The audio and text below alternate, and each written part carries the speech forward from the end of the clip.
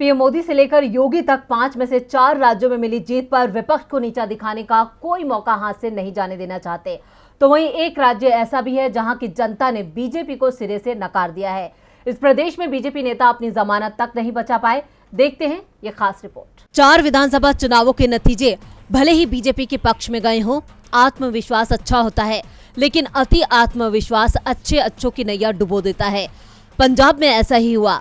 पंजाब के चुनावी रण में मतदाताओं ने सियासी दिग्गजों सहित 166 नेताओं की जमानत जब्त हो गई। चुनावों में जमानत बचाने के लिए चाहिए होता है वैध मतों का 6वां हिस्सा। 54 प्रत्याशियों की जमानत जब्त कराकर बीजेपी नंबर 1 पार्टी बन गई। पंजाब में बीजेपी के हाथ बड़ी हार लगी है। पंजाब में बीजेपी सिर्फ 2 सीटों पर सिमट गई। पंजाब के बीजेपी प्रदेश अध्यक्ष अश्वनी शर्मा पठानकोट से जीते, तो वही बीजेपी के जंगी लाल महाजन को मुकेरिया से जीत मिली है। इसके बाद कांग्रेस के 30 उम्मीदवारों की भी जमानत जब्त हुई। शिरोमणि अकाली दल के 27 उम्मीदवार जमानत नहीं बचा सके।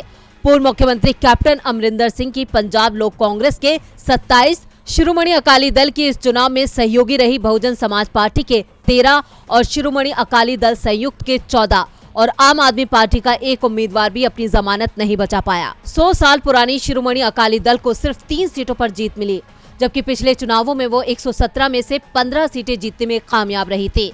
शिरोमणि अकाली दल से बिक्रम सिंह मजीठिया की पत्नी गुनीव कौर मजीठिया, मनप्रीत सिंह अयाली दखा और डॉक्टर सुखविंदर सिंह सुखी बग्गा सीट से जीत सके। पंजाब में आम आदमी पार्टी की ऐतिहासिक जीत की वजह से कांग्रेस, शिरोमणि अकाली दल और भारतीय जनता पार्टी को राज्य के गठन के बाद से चुनावी इतिहास की सबसे बड़ी हार में से एक का सामना करना पड़ा है।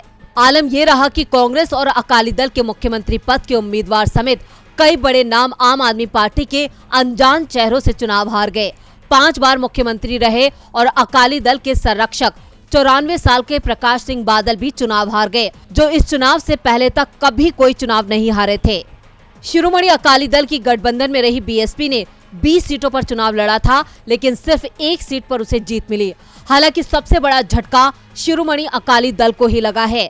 2012 में जब शिरोमणि अकाली दल ने पंजाब में लगातार दूसरी बार सरकार बनाई थी, तब से लगातार पार्टी की सीट संख्या में गिरावट देखी जा रही है।